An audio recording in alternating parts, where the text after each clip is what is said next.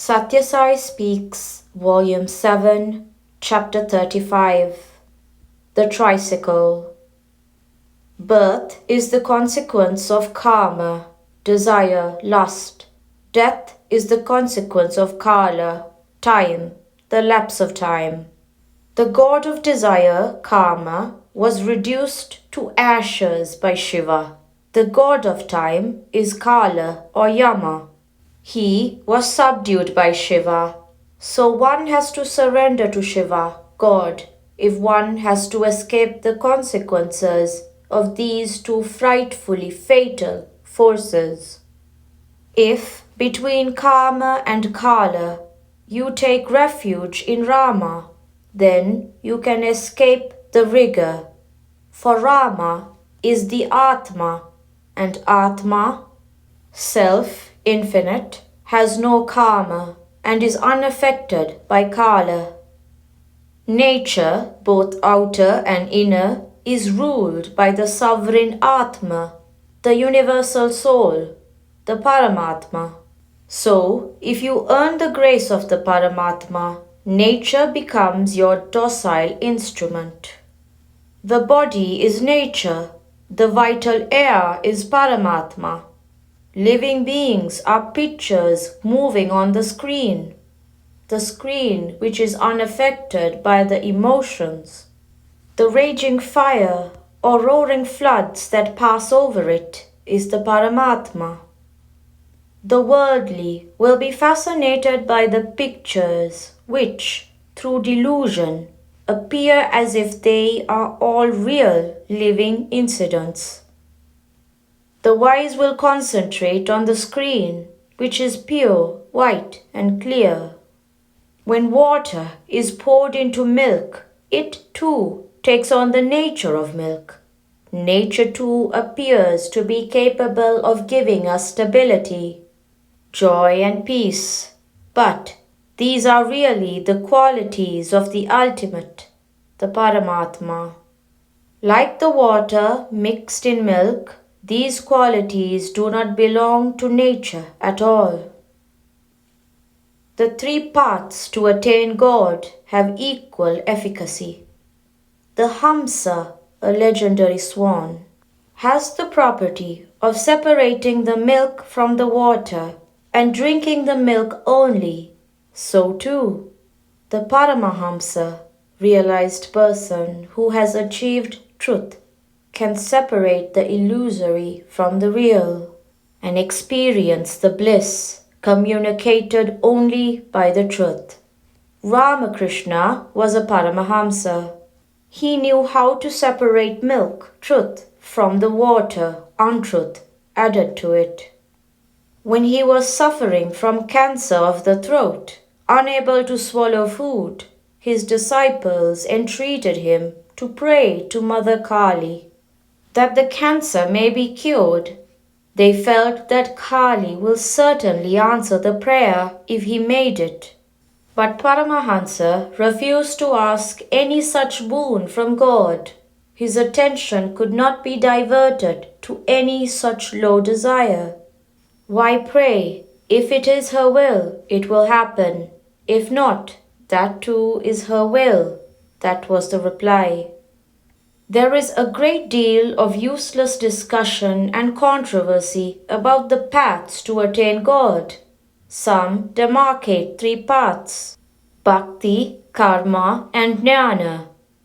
But there need be no controversy on their relative efficacy. They are like the confluence of the three holy rivers at Prayaga, the Ganga, the Yamuna, and the unseen underground Saraswati.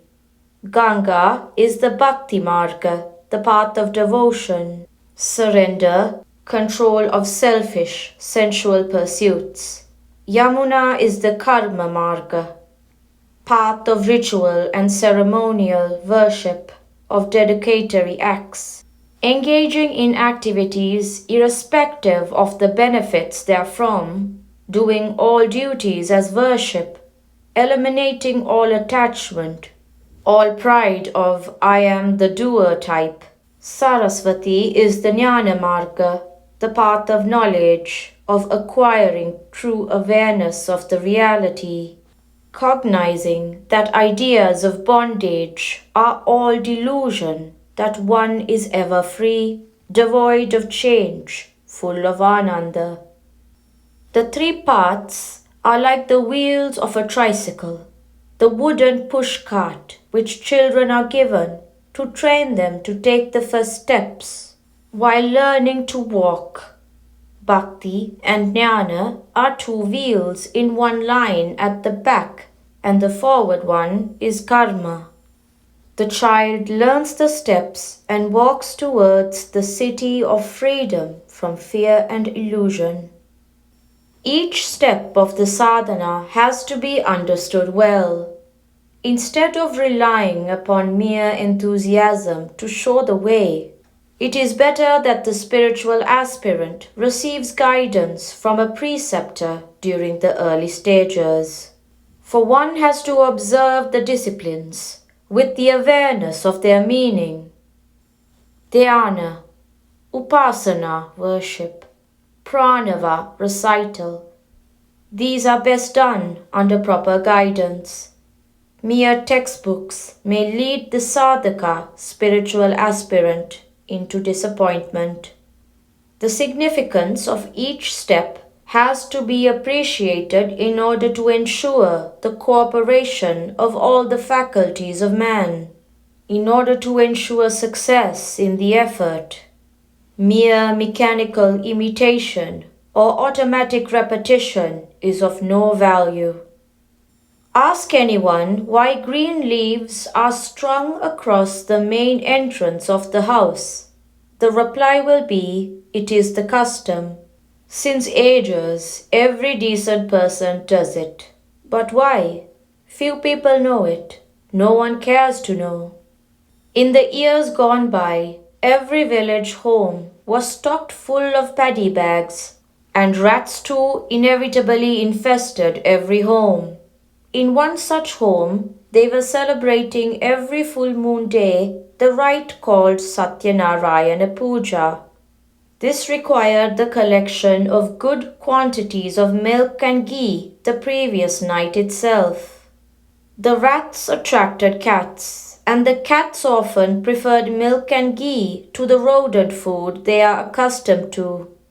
So the milk and ghee were carefully kept in places unreachable to the cats. But during the celebrations on the sacred day, the milk and ghee had to be kept open and available for use in vessels around the shrine. That was the chance for the depredatory cat. So the master of the house caught the cat by the neck and put it under a heavy basket and placed a stone on it so that it could not play any mischief with the holy offerings.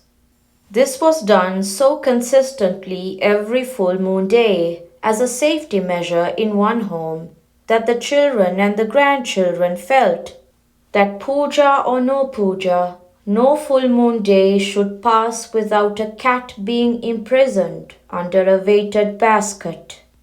They started searching for a cat and bringing it home so that the ritual of the cat and basket could be observed without fail. Surrender to the divine will elevate words and deeds. The original meaning and purpose was lost during the passage of time, and later generations were burdened with the belief that danger lurks if a cat is not dealt with, as their forefathers did. From being an insufferable nuisance, the cat rose to a new status of importance. This is blind imitation. The fundamental factor in spiritual life is the suppression of desire, the surrender of the individual will to the divine will, which will elevate thoughts, words, and deeds into acts of worship. When Ravana fell dead, his queen Mandodari lamented over his body. You conquered every enemy of yours except your own lust. You were pious, you were learned, you subdued even the most powerful foes. but you allowed yourself to be enslaved by desire. That brought about your downfall. The magnifying glass draws the rays of the sun on a single point and can set fire to paper or glass. So too, concentration of attention can destroy the seeds of wanton desire. That is why I advise a few minutes of dhyana every day, both in the early morning hours and in the evening after dusk. Prashanti Nilayam, October 8, 1967. The scriptures teach that life is unfortunately short. So the Gita advises man to appreciate three facts. 1. To be born as a human being is a precious opportunity. 2. To yearn to realize God is another precious piece of good luck. 3. The greatest good fortune is the chance to be in the presence of God, to be immersed in the service of God, and to be engaged in fulfilling divine commands. Sri Sathya Sai Baba.